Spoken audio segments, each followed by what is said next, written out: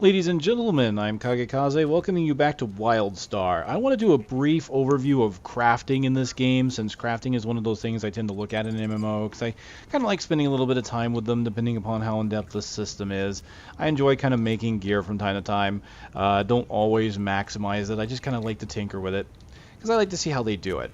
And so I'm going to give you a quick overview. Again, this is not a tutorial. I may be doing a tutorial later once the game comes out. But I at least wanted to give you guys an idea of how this works so you can know if you want to get into crafting. Now, keep in mind, crafting you're really not going to be able to get into until level 10. In fact, you're probably not going to see many material gathering nodes until that point.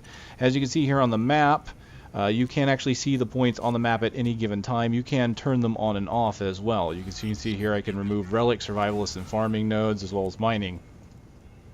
So you have like a built-in node finder on your map and minimap, which is great. So you know where all these nodes are, you can get them. Now, you again won't be able to do anything until level 10. Not any of the gathering, not any of the crafting or whatever.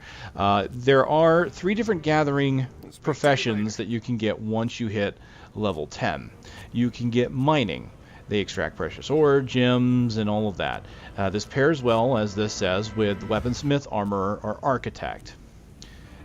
You can also get survivalist. Survivalist is where you chop down trees. So you'll see tree nodes. Now, honestly, those have been fairly rare in the zone I'm in, but they could be more frequent in other areas.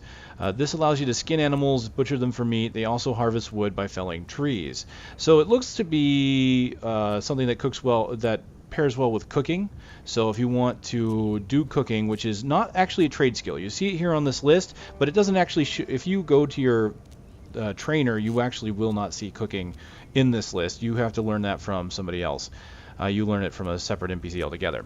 But since this does allow you to get meat, it's almost like it's leather working and just tree felling at the same time, which is kind of nice. This pairs well with the outfitter or the architect. The last thing you can get is the relic hunter. Those are the 3 gathering professions. Relic hunters excavate omniplasm and eldom relics from ancient ruins. Trade skill pairs well with technologists, but also supplements most other crafting professions, because some of the most powerful items often require elden relics. So if you become a relic hunter, you can be guaranteed that your stuff is going to be needed, and it may help you in the long run on the auction house, even if you don't get your base materials from the other 2 gathering. Now, just like World of Warcraft, you can pick multiple gathering professions. Now, in this game, you are allowed to pick 2 professions in total. You can have 2 crafting professions if you so desire. Or you can have 2 gathering professions, one or the other. You are also allowed, as far as I can tell, 1 hobby. Hobby includes farming and fishing. Or sorry, fishing will be in the game, but it's not in yet. I'm sorry, farming and cooking is what I meant to say. But I'm glad I actually slipped up and said fishing, because I do believe fishing is going to be a hobby in the game eventually. Whether or not you can have more than 1, I'm not sure, but I'll show you why I believe that in a moment. This NPC here is the one that sells you cooking, by the way, the cook trainer. In case you're curious, I am over here in, where am I? I'm in Alzair, in Algorok. So if you are an exile, this is where you're going to be. At level 10, just so you know, at level 10, you will be given a quest. It will come across your communicator, you'll hit C, and they'll tell you, hey, you can learn professions now. And it will show you where you're supposed to go. So don't worry about missing where to buy it. I was worried about that at first. I was trying to figure out, how do I get these professions, because I was seeing gathering nodes, and ultimately, it just, at level 10, they finally said, here's where you need to go. I'm like, okay, so I just came up, talked to this guy, and he'll say, pick 2. So you click on whichever one you want, and you say learn. If you've already learned something, you can also swap with any one of your other 2. So if I want to be an outfitter, I could swap it with my armorer, or I could swap it with my mining. Now, in order to do this, I do believe you need vouchers. So I don't want to do it right now, because I do want to demonstrate some of the crafting, and in case it changes over and makes me lose progress, I don't want to do that just yet. Vouchers are kind of a currency for crafting. You can do many things with these things, including respec your build. And yes, they do have builds in this. So it's not as, I don't think it's as in-depth as Final Fantasy XIV's crafting, in which it's treated like a class all its own, but it's pretty involved. So once you get your skill, they'll give you the basic items that you need usually, but they do have a vending machine here like this Ucraft Lite, where you'll get most of what you need for crafting. You can get the gathering items. Now, when you look at the tutorials for any of the gathering professions, it will tell you that anybody can gather, but a gatherer of that class will gather more efficiently. So, for example, getting the novice laser chainsaw. When I went and got that survivalist, or went to go get it, it said anyone can basically chop down trees and get wood, but survivalists do it better. I haven't been able to do that. I think the tooltips maybe not have been updated. I can tell you, oddly enough, though, if you're not a miner, you can still mine ore. And the reason for that is that you can mine ore by attacking the mining nodes in the world. You just swing your weapon at it and ore pops out. It does take longer than as if you were a miner, though. I can at least tell you that much. But when you're ready to craft, you'll come to this vending machine, because you're going to need certain crafting reagents like this fiber carbon here. I'm going to go ahead and grab a couple of those so I can show you the crafting specifically. But that's where you're going to get your basic materials. So just like many other crafting systems, there are some things you're going to have to buy that you won't get in the world naturally. Alright, so once you've gotten your professions, you unlock the crafting tab. This is default K. This is your trade skills window. Here you have schematics, which is basically all the things you know how to make. A tech tree, which will show you exactly what kind of achievements you can perform in order to unlock new materials. And you have a talent tree. So before I get too deep into that, let me show you how the crafting actually works. I'm going to go to this crafting material. I just right-click, or crafting station. I go in here, I right-click on it. And it looks like I had a previous craft. Apparently I had a craft that I was working on and I abandoned it. So that's nice to know. So I accidentally abandoned a craft and the game remembers this, so it's like, hey, you already put these materials in. If you abandon this, you're going to lose those. So I'm going to go ahead, I'm going to abandon it because I have what I need, and I'm going to show you how this works. So first you need to choose your profession and what you're going to craft. So I started off with Novice Armorer, and you will notice it divides it into categories: chest, feet, hands, legs. I click on one of these and just pick my pattern, and then it will tell me on the right what I need for this pattern. Obviously these iron chunks are going to be given to me by mining. Quartz I've found by disenchanting items. So disenchanting or breaking items down works very simply in this game. As you're getting inventory, you will have this button here, which is a salvage button, which also doesn't really work until level 10. So everything you do with crafting really is not going to happen until level 10. So you don't have to worry about salvaging items early in the game. You can sell early items, because most items below level 10 will not be salvageable unless they have a specific tag that says salvageable on them. So when you have gear in your inventory that you can salvage, you click that, pop-ups will appear, and it will say, do you really want to break this down for parts? You say yay or nay. Alternatively, you can take an item and drag it onto that button, and it will very specifically ask you for that item. Do you want to break it down for parts? So power cores I've found from disenchanting items or from breaking them down.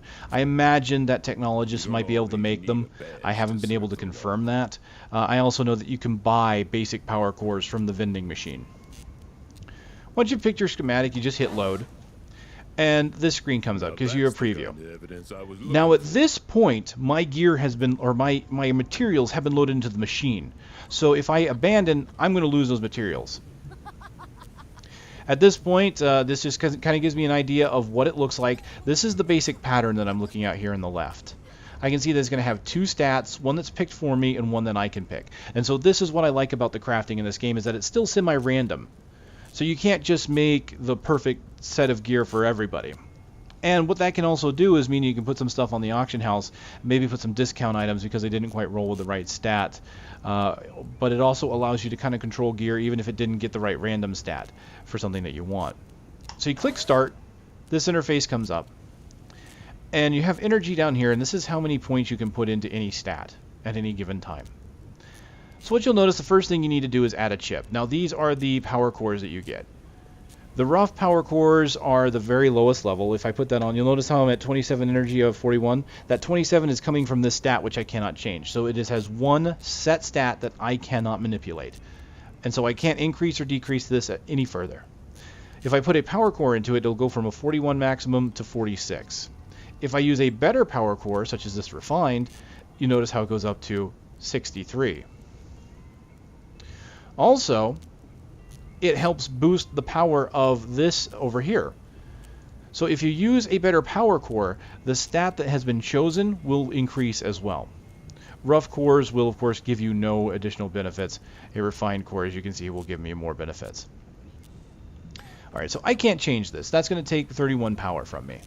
What I can change is this one. This requires me to add a chip. Now, chips are not inventory items. They're not anything you have to spend money on. This is simply you programming the gear. You can pick whatever you want. Any stat. I could put brutality, finesse, moxie, grit, insight. As long as it's not this. This is tech. Notice that. So I can't choose tech. That's the only reason. It's already in this gear. So I can't have the same slot. I can't double up on it. I can pick whatever I want. But what I'd like you to notice here is that this is a blue line. That means that whatever in here would be more efficient if it was blue. Now the downside is the only blue is tech. That is the best match, which means whatever I do is not going to be a great match. So I'll go ahead and pick something like insight. You can see it puts it in, it says, okay, 3 insight is 6 power. I can go ahead and craft it now. But I might as well pump it up until I've maximized the energy. So I'll go ahead and do that, 40, 44. So I'm at 13 power. It's going to give me 5 insight. Well, if I go any further, you'll notice that I go over power. If I don't go over power, the craft will succeed no matter what. If I go over power, you'll notice that there's this blue bar that fills up that will let you know how much of an overload you have. At this point, I only have a 1% chance to fail. If I pump it up again, it's 100%. I can't craft it. Some gear will allow you to go higher into an overload. Let's say if I choose a different core. I can go ahead and pump it up. There's the first overload at 1%. And unfortunately, no, I can't get 2 overloads out of this. Usually the only way you're going to get 2 overloads is if you're doing the best match. Because what this means, and what a best match will do, will mean that each point of this stat that I'm putting in will require less energy. So while I'm sitting here at 7 insight for 22 power, if I were to do tech, 7 tech would probably be like 18 power. So I could push it further. But as you can see, the overload system is a way to actually push the gear even further, allowing you to create a chance to fail. So you could have like a 20% chance to fail or higher. But your gear is going to be better for it if you succeed. If you fail, though, you lose all the materials. So once you've put all the stats in, you simply hit craft. And it makes the item for you. So if I go to my inventory, we can see there's the boots that I just made. So it's a very neat system that combines both a little bit of randomness and a little bit of customization. Now the early recipes only have those 2. Even at intermediate or here at apprentice, I haven't really been able to do too much more. I have some titanium, but I don't have any, here I don't have sapphire. Let's see, can I make anything else? No sapphire power cord. So let's go ahead and I'll do real quick a tier 2. So I need a sapphire power cord. I'm going to go to the vending machine, go to supplies, scroll down, and sapphire. So that's a little more expensive. I'll just go ahead and buy one so we can see the level 2. We're at titanium level now. So I have this special item here that I can make, Cans of the Oppressed. This was an item, a recipe I found in the world. So there's 2 ways to get recipes. 1 is to do achievements. 2 is to find them in the world. So I'm going to go ahead and make this because this is special and it requires a sapphire. I happen to have one. I would actually like to make this. So I'm going to hit load schematic. And it looks like at this level it's not much better. So it looks like there's a random special. This is probably because this is a recipe. So let's hit start craft. And we can see the special I get is called Soothing Touch. So Soothing Touch lands a critical heal, also causes you to dispel a buff from your ally. So this item here is going to be a healer item. I can't control that now. I'm a tank. This is going to be useless to me. But I could probably sell that. But as you saw, it's a random item. When I moused over the preview, this could be anything. Right now it's Soothing Touch. It could be something else. I don't know. Now, it does say this can only occur every 20 seconds. It doesn't give any other stats, so I don't know if I require any other cores to bring that up. But I can go ahead and show you now this. Is also because it's a higher level item, notice it has a much higher power requirement. I can start buffing this up. So I can do a best match here. Well, since this is Soothing Touch and it's going to be for healing, the downside is I don't know what stat a healer is going to want. Typically they're going to want Tech or Insight, one of those. Finesse or Moxie, I really don't know. Brutality, probably not. So I'm just going to go ahead and pick one of the best stat, and you can see there it's 25, and I can start bumping this up until it goes, and there it is. It goes 88 or 86 of 86, and a 1% chance to fail because I hit the maximum power requirement. And see, I can go up to 3, and then finally 100. So because I'm using best fit, the chance to fail is very low. It's only 3%. But if it were not a best fit, I've seen that go up to 20, a little higher than 20%. I'll go ahead and craft it. Alright, there we go. I have made this special item. I can probably go out and sell it. It is heavy armor, of which I have no idea who would actually use that, to be honest with you. Soothing Touch, land a critical heal. I don't think any of the heavy armor wearers actually do that, because I believe that's just warriors and engineers. I don't believe we have heals. So this item is essentially useless, but it allows me then to go ahead and show this. I'm going to go ahead and click the salvage, and you can see there it is. I can hit the salvage button, and in the upper left-hand corner is where the auto loot list is. So you'll see I got 2 titanium chunks, and I got some junk though. I got some nanotech part. Junk sucks, but hey, it gives me some silver that I can use down the road. I'll go ahead and salvage another item, and you'll see I got Sign of Air. Good news is that crafting materials do not take up slots in your bag. I have a trade skill bag. This, as far as I know, does not have a weight capacity or any kind of requirement, or there's no way to fill this up. It's just going to hold your items for you. So your crafting materials don't take inventory space. Thank you. I'm very thankful for that. But you can see I have many crafting materials, and I can search for crafting materials, as well as show all materials. So if I click that, you can see every single material in the game, and it lights up the ones you already have. So in a way, that reminds me of Guild Wars with its system. Alright, so I talked a little bit about the 2 ways to get materials, so let's go ahead and talk about what each of the crafting professions is real quick. You have Weaponsmith. They make all the weapons for all the classes. Trade skill, it pairs well with Miner because you're going to need ore. As far as I know, they make all the weapons because all the weapons are high-tech. Armorer forges the heavy armor, so that's going to be for your engineers and your warriors, and they also do combat shields. Combat shields are used by all classes, so that's the shield resource that you have here next to the health. It pairs well with Miner as well. Alright, Outfitter. Outfitters fashion medium armor and support systems powered by microchips and power core.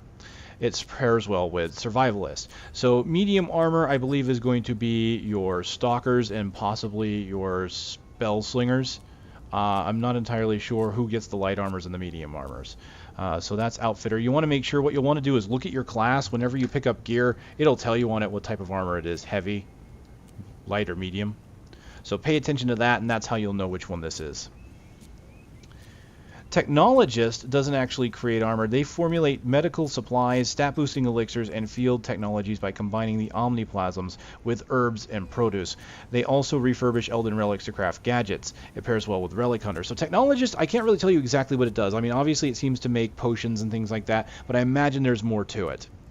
Outfitter, I do want to point out, though, that this said say support systems. Support systems are these over here. You kind of have gadgets and implants. I do believe that these are the support systems right here.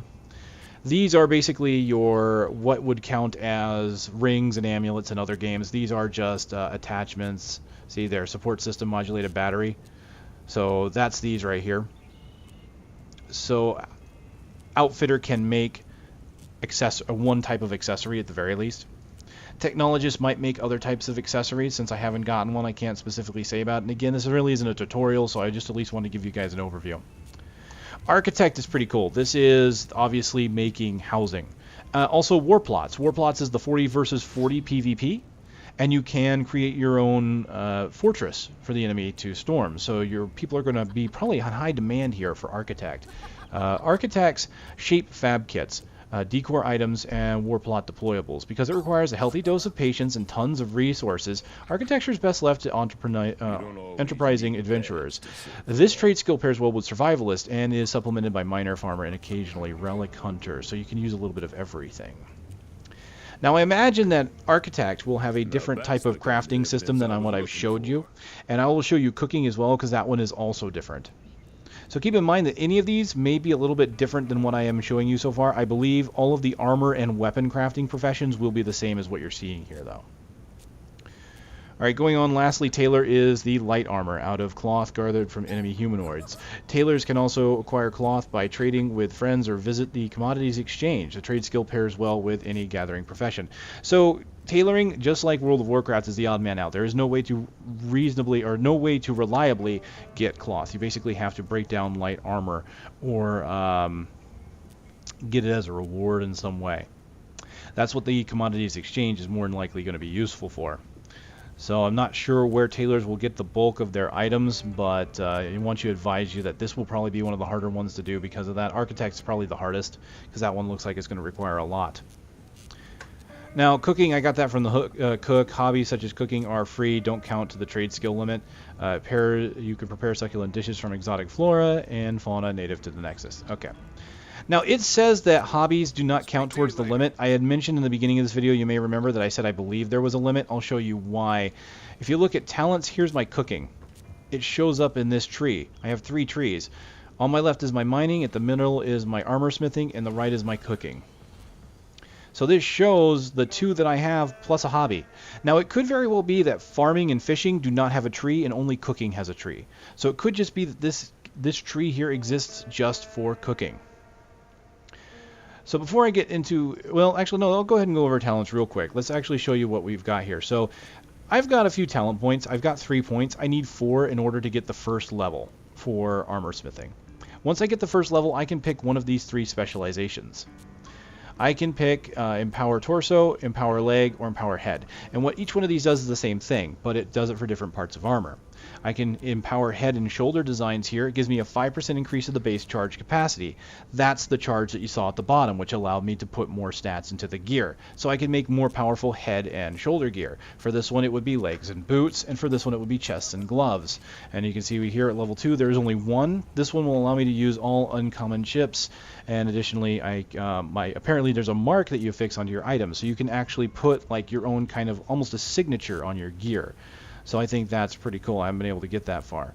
But you see there's different types of specializations that will affect how you craft. So here, it increases the overcharge capacities of shields by 10%. So you can make better shields. You can, imbuement costs are less overcharge. Special ability chips cost less overcharge. So there are different ways you can go about doing this.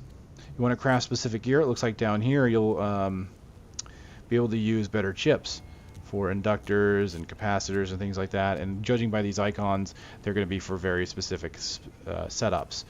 So that's your talents. You get talent points by filling out your tech tree. This is also how you get material, or how you get patterns. So I talked about before, there's 2 ways to get patterns. One is obviously finding them, the other is by filling this tree out. You start here at the top because you get your novice armorer, and then you basically have to do each of these in turn. So for example, novice mobility tech. In order to get this, I had to craft 3 type 1 steel leaf leggings, and that was a design I got from novice. So I crafted 3 leggings. Once I did, this one filled out and it unlocked the ability to craft type 1 feet. So now I can craft that. I could go here. This one makes me allows me to learn how to make type 1 shield emitter. So I didn't know how to make shields at first. I got this by salvaging 3 type 1 steel gauntlets. So that kind of goes hand in hand with this one here. I had to craft, oh, that's leg plates. I apologize. It was actually this one. This one's the gauntlet one. So this one just craft 3 gauntlets, right? So if I crafted 3 gauntlets, I then learned how to make armor. I then salvaged those gauntlets. Since I salvaged 3, I learned how to make the shield emitter. So by crafting and doing things associated with your craft, you're going to fill out these. And this is, you get experience in the tree as well. That's where I am now an apprentice armorer. That's what experience gets you. But rather than just getting raw experience to get your materials like other games do, you complete these objectives, and the objectives will dictate what you get. So you can actually choose what you want to unlock next just based on what you do. Now, unfortunately, it doesn't show you which ones have rewards and which ones don't. It does show you which ones will give you skills points, though. That's these with the star. That will give you a talent point. And as you can see here, it unlocks leggings and unlocks a star. I do kind of wish it would show you which ones give you armor as well, because you can see some of these do not actually give you any kind of armor but some will. Like that one will give me shields. You can complete any of these without having what looks to be like prerequisites. I believe these are simply batched. So you see over here, this group of 3, I was able to unlock this one before this one, so they don't flow in order. So even though you see these going down in a tiered system, you can unlock any of these at any point. So this is how you're going to continue to upgrade and gain your armor. And if I were to get this one right here, which is I have to craft 4 type 2 leg pieces, once I do that, that will give me another skill point and allow me to unlock the level 1 here in armor. Alright, that is really it. I'll go ahead and show you really quick the apprentice armor. You can see it's much the same. It looks very confusing. I mean, this is why I wanted to do this, because if you look at this, it kind of looks like it can be overwhelming, but the truth of the matter is it's very simple. You're just doing basic tasks. And as you do those tasks, you're unlocking things. So I click on this. It says Craft 3 Type 1 Titanium Gauntlets. I have this one because this is Salvage Excellent Armor. I didn't craft a titanium armor piece. I crafted that special armor piece. So that was the downside of crafting these Hands of the Oppressed. It didn't count towards any of my achievements. But if I would have done the Titanium Weave Gauntlets, it would have.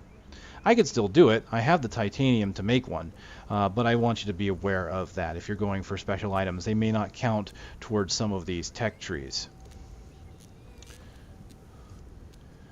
Now, the good news is that getting those gauntlets, though, does complete half of this achievement, in which I have to find another pattern as well to finish this out. And that, as they say, is pretty much that. You can see there's all sorts of, it categorizes it for you, so it's very easy to see that. I can actually show armors that I don't have by clicking up here. I can show only the ones that I have materials for, so that shows cooking. Let's see, there's only one more, I think there's 2 more things then. That's cooking. I want to show you how that works because it is different. And then there's this. This is the work order board. These will be by most crafting stations. Honestly, what this is dailies. You will get the same dailies from these boards, and there are a set number of them. And I can tell you that they will also count towards your tech tree, because if I go in here, let me go back to novice, down here, the volunteers, I had to complete every single daily quest. I had to complete each different one once, and once I did, I got this. So you may want to keep a track of which daily quests you've done, because the other trees will probably have something similar. You want to make sure that you always do your dailies, or at least all the dailies, at least once. The dailies give a pretty good chunk of experience. But again, keep in mind, the experience, while it's nice, is not as important really as filling some of these out in order to get the gear that you need. Although when you do a daily, you also get vouchers. And again, the vouchers are pretty much useful for respecking and also buying certain high-level materials. So if I tried to reset my talent points, for example, you can see here, it costs these crafting vouchers, which you get by turning in quests and dailies. So that is that. Then let me go ahead and show you cooking really quick. You can do it from this or a cooking station. Cooking is much like anything else. You can go through, see what materials you have. It looks like I can make tough jerky because I have some tough meat. Now there are variants, so if I go over other foods, you can see here, like I can have Degen sausage, but I can make hot links as a variant. These variants will give you different buffs. So, for example here, this roasted flank. It heals for 344 and recovers focus by 80 for every second while eating. After 6 seconds, you become well fed. Oh, I'm sorry, stuffed, and your armor increases by 25. If I made it into a taco, let me see, heal 344, so it's got the same heal. But after this 6 seconds, you'll become stuffed, and your insight and armor increase by 3, as opposed to this one in which your armor is increased by 25.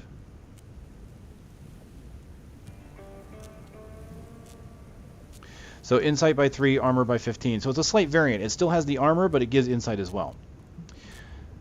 So going here to tough jerky, let's take a look at the difference. Basic tough jerky is just healing. Spicy jerky is healing and also gets you stuffed for brutality increase, while sweet jerky is healing and you get stuffed for technology. So let's go ahead and load the schematic, and you'll notice it's quite different. When you cook, I'm going to go ahead and hit, there's catalysts. I haven't learned what those are yet. That's probably later. I just go ahead and hit start craft. You start off in the center of this grid. And anything you add over here will move you along this grid. You may notice that over here I've got this unlocked. That's where spicy jerky is. I haven't found sweet jerky yet, as you can see over here. So we'll go ahead and try and do that now. To do that, I need to move on this board. So what I need to do is take these materials on the right, which consist of spicy, savory, sour, sweet, and combinations thereof. I unlock one of these. These aren't things you have to go and find in the world. You buy them here as you go. And as you see, as I mouse over each one, it will move the cursor along that path.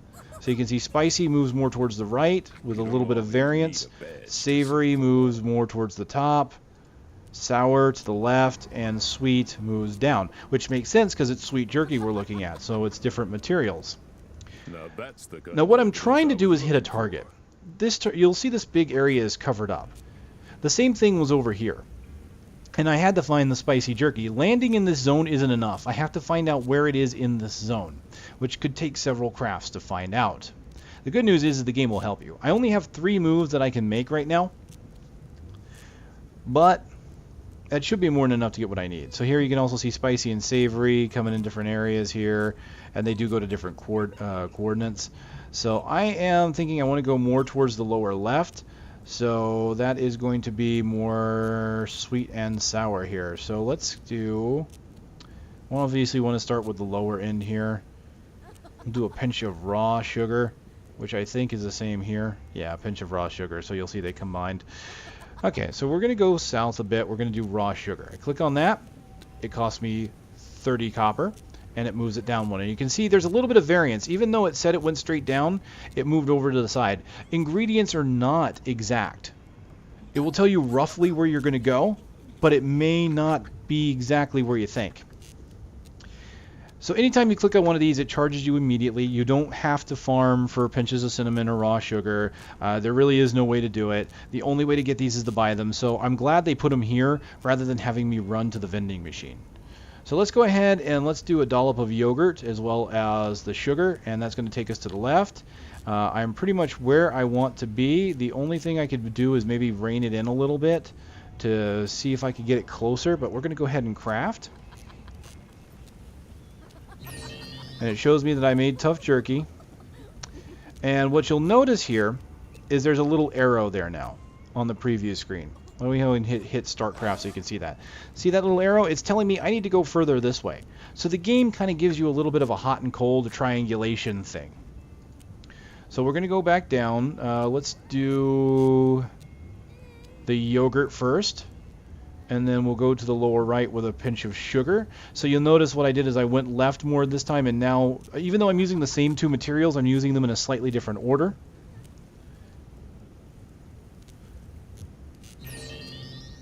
And getting closer. So, crafting result, you made tough jerky. Alright. Discovery result is far away. Needs more sour. So this will tell you roughly what you need to do at this point. Unfortunately, I don't have any more materials for this, and I can't go any further. But that is kind of the idea. What you want to do is you're hitting that target. So in this point, I would need to go just a bit more sour on this in order to find this one item here. So it's kind of a neat little game. You can just hit the craft button and you'll instantly make tough jerky. But if you're trying to make anything else, you're going to have to try and hit that point. Now the good news is obviously it unlocks once you find it. So all you have to do is put in the 2 materials you need in order to make the right item in the future. So this target will always be here for me, and I will just buy the 2 ingredients I need in order to get there. And so that's how cooking works. Now I'm fairly certain that architects will do things a little bit differently than the 2 that I've shown you here, but that's the bulk of the crafting really. And as I mentioned, the tooltips will say that any of the gathering professions can be used by any player, but I'm again a little bit unsure about that. I will show you really quick. I mean, here's an iron node. I can show you that I can craft, or I can mine from this node by attacking it with my basic attacks. You'll see as I hit it, it pops off a little bit of these nodes. And there we go. I can just gather them all up. That, of course, takes a little bit of time. So let me very quickly move into another node, and I'll show you basically how quickly it's done as a miner, and you'll kind of see the difference and why you might want to have a gathering profession. So here's another node right here. Just right click on that. Of course it helps if I'm using the right item. So you have to make sure you have equipped the right item. It's not a game where you can just have the pickaxe in your inventory to use it. You have to actually equip it. It's not good enough to have it here.